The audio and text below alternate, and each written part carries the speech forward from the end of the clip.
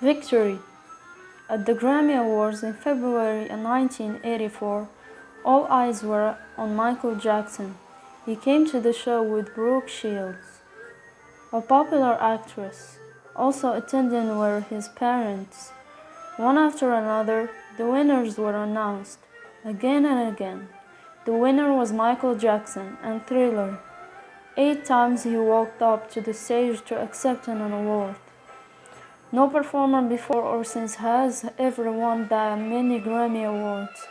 After the show, Jermaine talked to his brothers. He wanted to join them and go on a tour. He missed working with them. Also, some of them, especially Marlon, had financial problems. At the time, the brothers were recording a new album called Victory. Michael did not want to take part, but he agreed.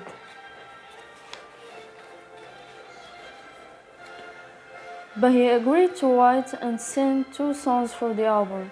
As they worked on the album, the brothers became more and more excited about going on a tour. They wanted Michael to be part of the tour, but they were afraid to ask him. They were sure he would say no. Jermaine's solo career with Motown had never been a success. In 1983, he asked Berry Gordy to cancel his contract.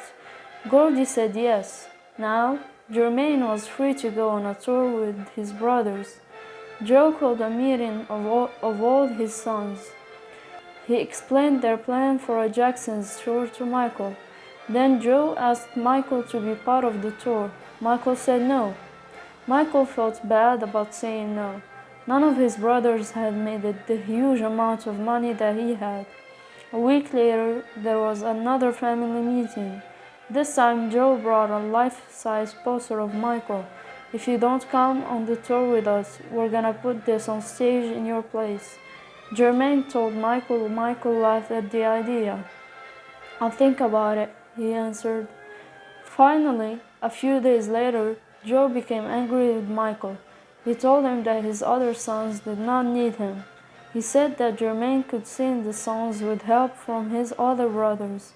Michael was close to saying yes. Then his mother asked him to do it for her. He could not say no to his mother.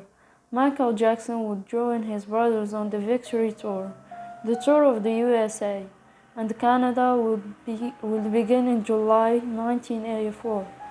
Pepsi would be the sponsor of the tour. For that commercials, the second commercial was filmed in an auditorium in Los Angeles. It would show the Jacksons singing Watch. The director of the commercial wanted to create a cloud of colored smoke, but there was a problem. The smoke was too thin. The director decided to use more explosive. This time, there was a big flash as the bottle exploded. The hair on the back of Michael's head caught on fire. Michael began to scream. Someone threw their jacket over Michael's head to put out the fire. An ambulance came to take Michael to hospital. When people heard about his injury on television and on the radio, thousands of people called or sent letters. 4 million copies of Thriller were sold in the days after the accident. Michael's burn was not too serious. He was released from the hospital only 18 hours later. Pepsi paid Michael $1.5 million because of the accident. He gave the money to the Broadman Medical Center, where he had been treated. They then changed their name to the Michael Jackson Burn Center. In May, Michael was asked for a favor by U.S. Transportation Secretary Elizabeth Dole. She wanted to use Michael's song Beat It in a television commercial about the danger of drunk driving. Michael agreed to let Dole use the song, but only if she did a favor for him. He wanted to meet President Ronald Reagan and his wife Nancy. Actually, meeting the president was not enough. He also wanted to receive an award from the president. Dole arranged the meeting. Like everything about Michael Jackson, It was big and complicated. Michael arrived with 80 security men and friends. President Reagan spoke for a few minutes. He said Michael was a good example of what you could do without drugs or alcohol. Then he handed Michael an award. After receiving the award, Michael was given a tour of the White House. Then he had an informal meeting with President and Nancy Reagan. Michael had asked the only children be there when he met the president, but when Michael walked into the room, he saw about 75 adults. Michael closed the door, ran away, and locked himself in a bathroom. White House assistants quickly told their daughters to leave and ran around the White House looking for children. When a small group of children were gathered in the meeting room, Michael opened the bathroom door and agreed to meet with the president and Nancy Reagan. In May, Michael was being honored by the President of the United States of America. Only 1 month later, he was being criticized by his fans. The victory tour was going to begin in July. There would be 40 concerts. When the system for selling the tickets was announced, many people were angry. They said the tickets were too expensive and that the system was unfair and too complicated. They said that the Jackson brothers were being greedy and were treating their fans badly. People were angry, as Michael Jackson was the reason most fans were going to the concert. It was Michael. They were angry with newspapers around the country printed articles criticizing Michael Jackson and his brothers. Michael was very embarrassed and very upset. I didn't even want to do this tour, he said. Now look what happened. Then a Dallas newspaper printed a letter from an 11-year-old girl saying that Michael was selfish. That was too much for Michael. He told his brothers to change the system for selling tickets and lower the ticket price or he would not be part of the tour. This happened a few days later. Michael wanted to be sure that no one thought he was selfish. He announced that he would give all his money from the tour to charity. Millions of people tried to buy tickets. The lucky people who were able to go to the shows were happy. Michael was not. People who knew him could see that he was not enjoying performing with his brothers. For the other Jacksons, this was a big setup. They had not been popular for many years.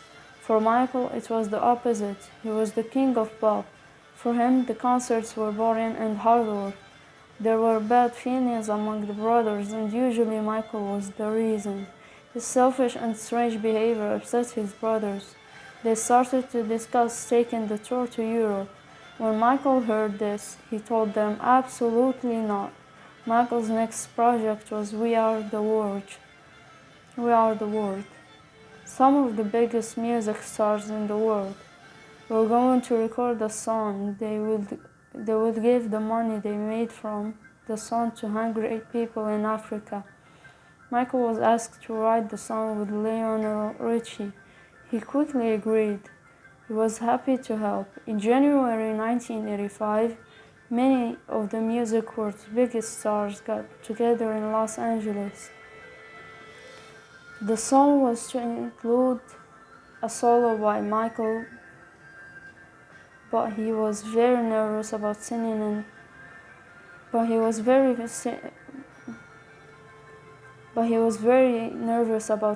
in front of so many superstars.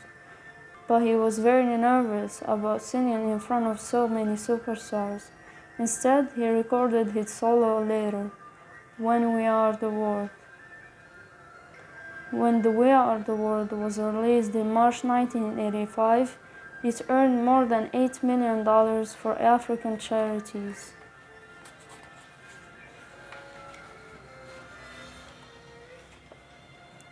The many stories about Michael's strange behavior started to hurt his image.